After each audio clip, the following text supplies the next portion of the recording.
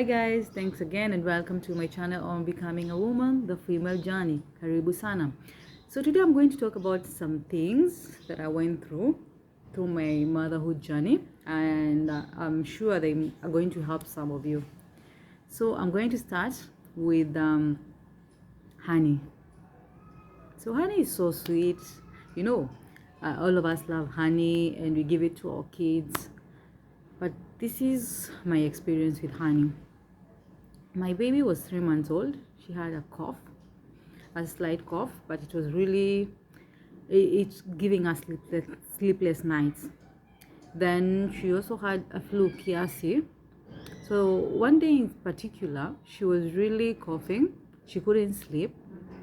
So I thought, what about me giving her some honey? At least, like us adults, when we feel the coughing, or we feel we have some flu, we mix the ginger and lemon and honey, right? So for the kid, because obviously that would not be, it would be so bitter, so I thought, why not give honey? So I went to the kitchen, I took a teaspoon of honey, kidogo tu, then went to sit down. Then I remembered, let me just Google. I just told myself, I don't know where it came from, but I just said, let me just Google, because I can't quite remember how I dealt with it when having the other kid. So I said, to be safe, let me just Google it.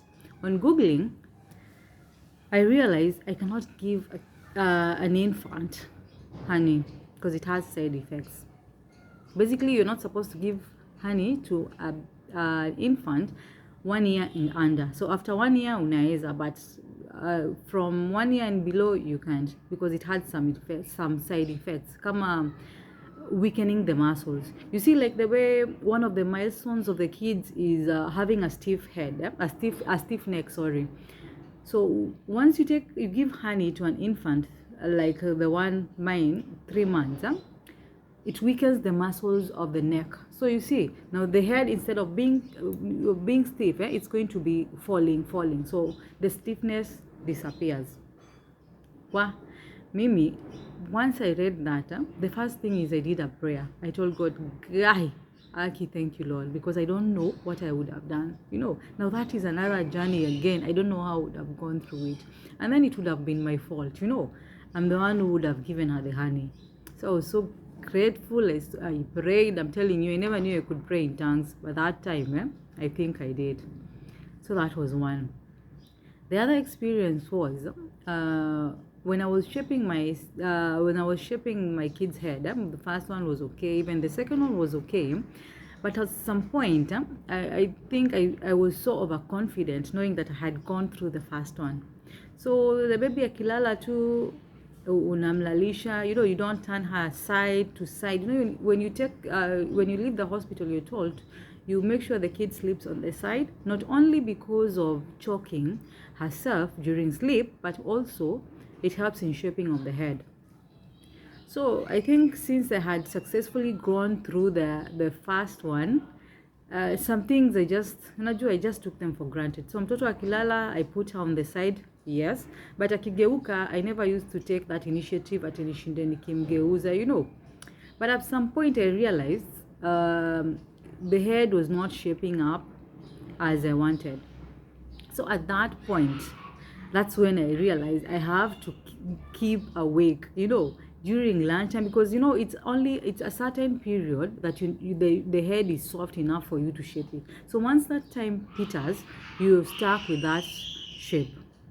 So I decided to even if the baby sleeps at night, I check. Once I turn her, then I put some pillows on the side just to support her. But once she turns, I wake up, I turn her. During the day, I was very keen and it turned out okay. But that was after I realized I cannot just leave everything to nature. I have to take charge.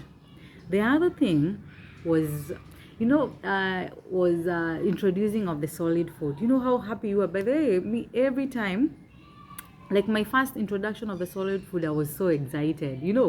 I was like, yeah, you're moving to another stage. You're so happy and everything. You go buy the items for feeding and everything. It's so much fun. But now, once you start giving the food, now that's the part that really scared me the most. But there, even when giving birth to the second one, that journey introducing of solid food was one that really scared me.